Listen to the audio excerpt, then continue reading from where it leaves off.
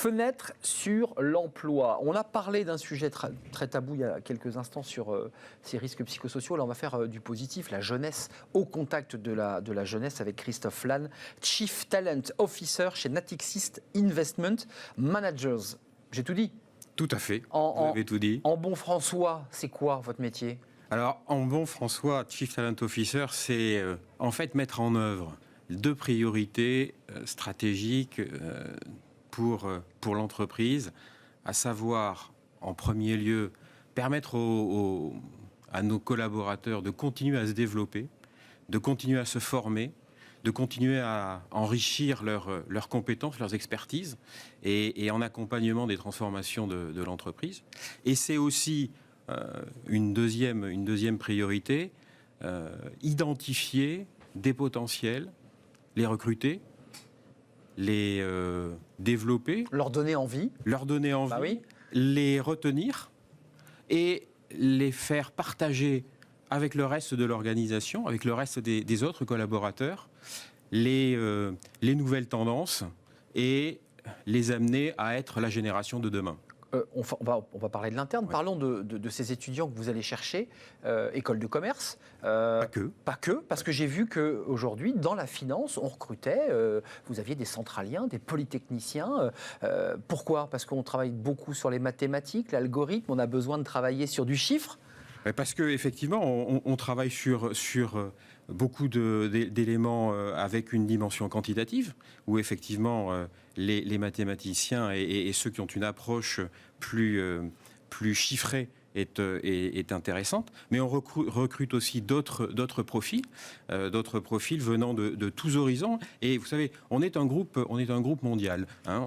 On a à peu près plus de 4000 salariés, avec autant de salariés en France et en Europe qu'aux États-Unis. Et on s'adapte à l'ensemble des recrutements et à l'ensemble des populations que l'on a selon les différentes régions et qui répondent aussi à nos besoins. On va parler du Graduate Challenge, parce que ça c'est un peu sympa, un peu fun. Voilà. Mais quand même, est-ce que la finance aujourd'hui attire? Parce que la finance, c'est un secteur d'activité très porteur, très rémunérateur.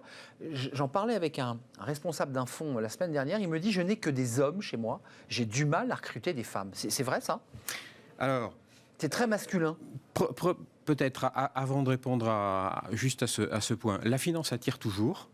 Mais c'est vrai qu'aujourd'hui, dans la finance, les jeunes recherchent autre chose que simplement... Le simple gain de l'argent. Le gain de l'argent ou la rémunération. C'est ça. Ils cherchent aussi à donner un sens à leur investissement. Ils cherchent à donner un sens à ce qu'ils vont apporter à l'entreprise et au projet de l'entreprise. Et donc, de ce point de vue, pour nous, c'est extrêmement important de pouvoir attirer ces nouvelles personnes et ces nouveaux profils. Et c'est pour ça, on en discutera dans le cadre du Graduate Challenge, qu'il y a une dimension d'accès et d'échange avec eux sur la façon dont ils voient le monde de l'investissement et le c'est la marque employeur, le monde de demain. Comment ils vous regardent, quoi. Comment ils regardent ce monde de la finance. Exactement. Et comment vous vous adaptez pour les faire venir. Exactement. Alors ensuite, effectivement, il y a un autre...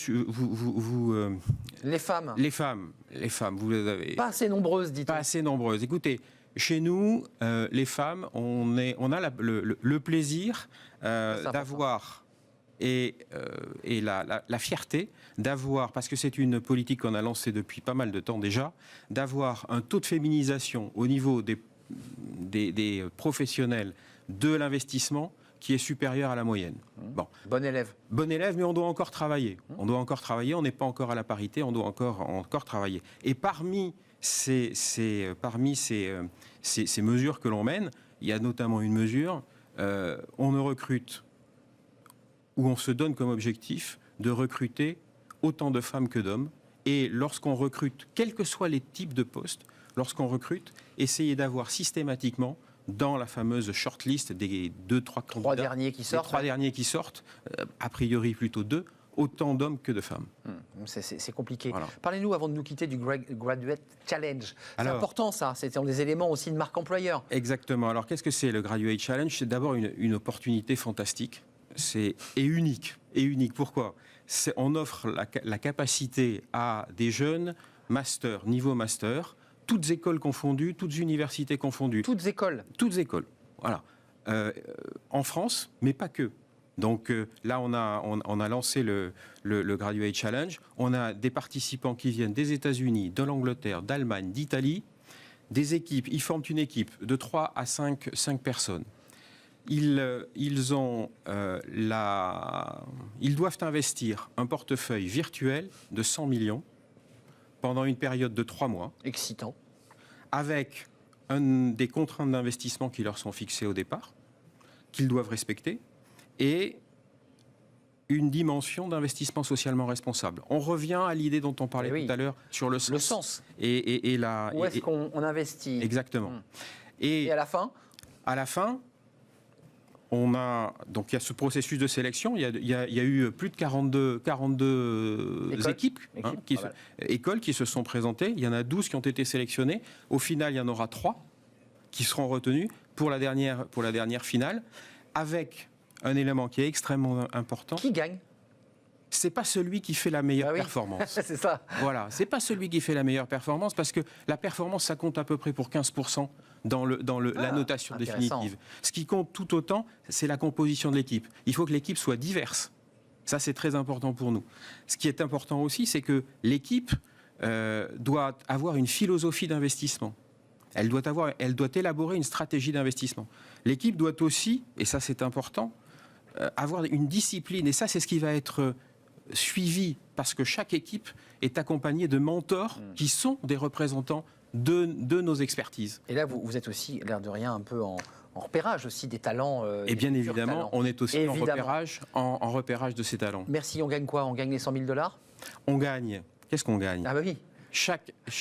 Non, pas les 100 000 $. Non, le point le plus important, c'est que on a sécurisé et on offre une position, un contrat chez Natixis Investment Managers à l'un des participants à la finale. C'est-à-dire sur les 12 à 15 qui vont participer, il y en a un à qui on offrira un job. La bataille est rude. La bataille est rude. Merci. Et on offre un petit prix financier aussi. Ah, c'est très bien. Graduate Challenge. Allez vous inscrire, toute école confondue. Merci Christophe Lannes. Merci beaucoup. Vous avoir donné envie de nous plonger dans ce monde de la finance qui est technique, parfois complexe et passionnant. Chief Talent Officer chez Natixis Investment Managers, avec une entreprise, on vient de l'entendre, qui est plutôt un bon élève en matière d'égalité homme-femme, parce que ce n'est pas le cas dans toutes les salles de marché qui sont quand même principalement masculines. Merci d'avoir répondu à notre invitation. C'est la fin de notre émission.